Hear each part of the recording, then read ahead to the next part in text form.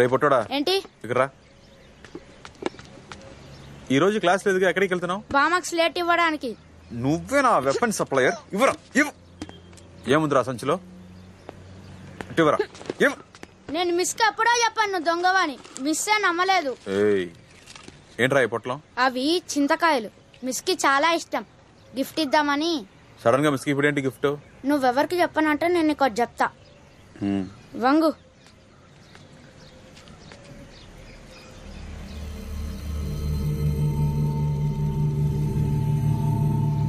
అమ్మా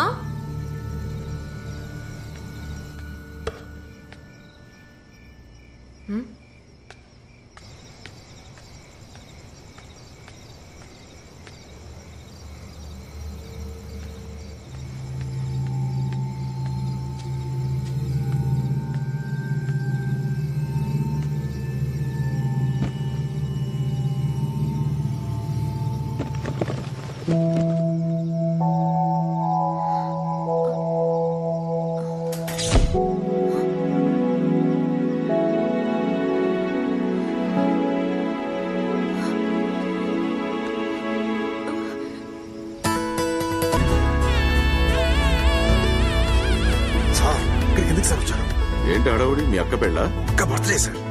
తాగొచ్చారా? స్మెల్ వస్తుందా? ఒక స్మాల్ నమస్కారం సార్. నమస్తే. మిమ్మల్ని కలవడానికి వచ్చా. అలాగా, నువ్వు వెళ్ళు బాబు, నేను చూసుకుంటాను. రండి. సరే సార్. మంచి రోజు చూసుకునే వచ్చాను. ఆట పాట అందరూ చాలా సంతోషంగా ఉన్నారు. అవునవును, చాలా సంతోషంగా ఉన్నారు. ఇంకా మీరు బానే ఉన్నారుగా? అస్సలు బాలేను సార్. ఏంటి సార్, పోలీస్ అయి ఉండి మీరే ఇలా అంటే ఎలా? పోలీసుగా ఉండటమే సార్ ప్రాబ్లం. క్రిమినల్ అయ్యి ఉంటే బాగా సంపాదించి ప్రశాంతంగా ఉండొచ్చు. కొంచెం అర్థమయ్యేలా చెప్పండి. కొంచెం ఫైనాన్షియల్ ప్రాబ్లం. హెల్ప్ చేయగలరా? అదే, ఎంత ఖర్చు అయిందో ఆ డబ్బంతా మొత్తం అప్పుడే ఇచ్చేసాను కదా. మీరు పక్కా జెంటిల్మెన్, కరెక్ట్ గా ఇచ్చేశారు. మరి ఇంకేంటి? మీకు కొడుకుగా నటించడానికి ఒకడు కావాలన్నారుగా, వెంటనే పంపించేశాను.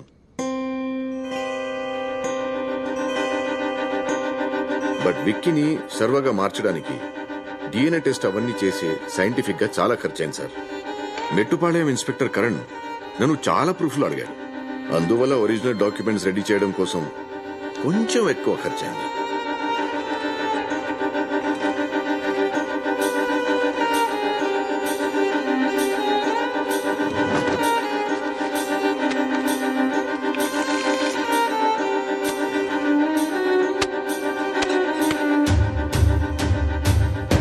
మళ్ళీ ఇలా వచ్చి అడగవని అనుకుంటున్నాను. ఇంకోసారి ఈ విధంగా లుచ్చగాడిలా ప్రవర్తించావు. అలా చెయ్యవు.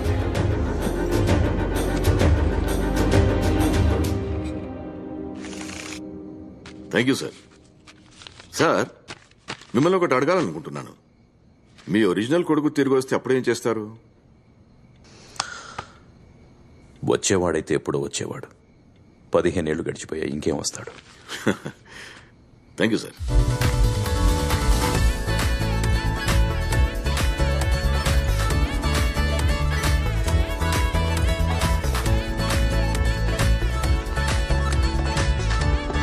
ఏంట్రా ఇది? అతను నిన్ను అంతగా నమ్ముతున్నాడు.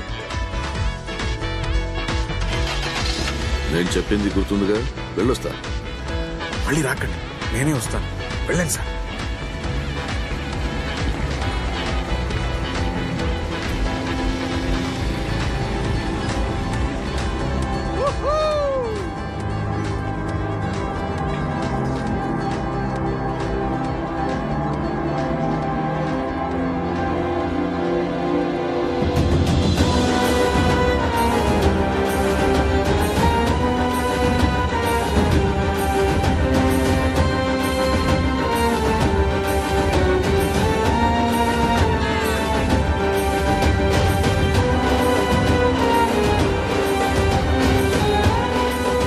మధ్యలో ఉంది, ఇదేం చోటక?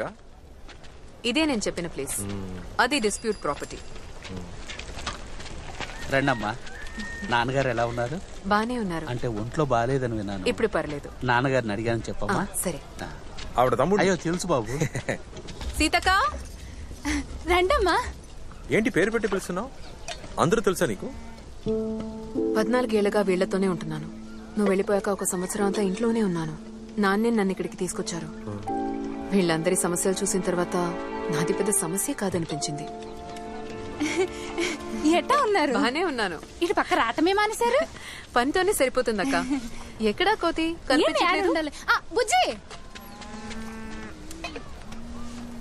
Good morning miss. Good morning. ఇదే నీ ఊరారా? అవునరా. ఇట్టకి ఎవరికి మర్యాద ఇయ్యడమ్మా. అడవిలోకి ఆడుకోవడానికి పోతే పొద్దుగూకేదాకా రాడు. ఇటు స్కూల్కి పోతేనే నాకు హాయిగా ఉంటది. నీ ఒక్కదానికేనమ్మా భయపడేది. కొంచెం చెప్పమ్మా. సరేరా, నువ్వు బయలుదేరు. బండి ఈవినింగ్ పంపించు. లేదక్క నేనే వస్తా. నీ సంగతి తర్వాత ఇంకేంటక్క? చెప్తా. మీ ఆయన ఇంకా తాగుతున్నాడా? మీరు చెప్పిన కాడి నుంచి ఆ సెండాలని ముట్టుకోవడమే మానేసిండు.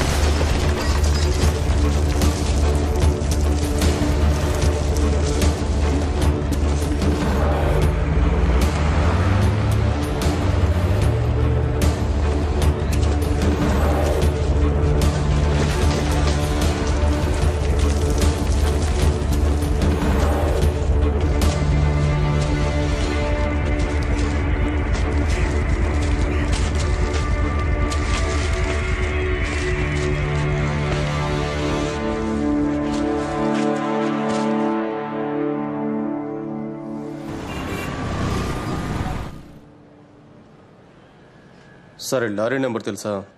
తెలీదు. ఆ లారీ మీద ఏదైనా రాసుందా? అదంతా చూసే టైం లేదు. నిజంగానే ఆ లారీ గుద్దడానికి వచ్చిందా? లేక నా దగ్గర సింపతి కొట్టాలని చూస్తున్నావా? ఏంట్రా బోండా నువ్వు మాట్లాడేది? నన్ను బోండా అన్నమంటే బాగా పగిలిపోద్ది. ఏం జరుగుంటుందో నేను చెప్పనా? నువ్వే ఎక్కడో బండిని గుద్దేసి నా దగ్గరకు వచ్చి ఎవరో నన్ను గుద్దడానికి వచ్చారని చెప్తున్నావు. అలా చెప్తే నిన్ను అనుమానించే ఈ కరణ్ అయ్యో నా ఫ్రెండ్కి ప్రమాదమని కోపడ్డానికి వస్తాడని అనుకున్నావు. నువ్వు ఈ ఊరికి ఎందుకు వచ్చావో, నీ ప్లాన్ ఏంటో అంతా నాకు తెలుసు. ఎంతో కాలం ఉండలేవు తమ్ముడు, ఇరుక్కుపోతా. బయటికి పోరా.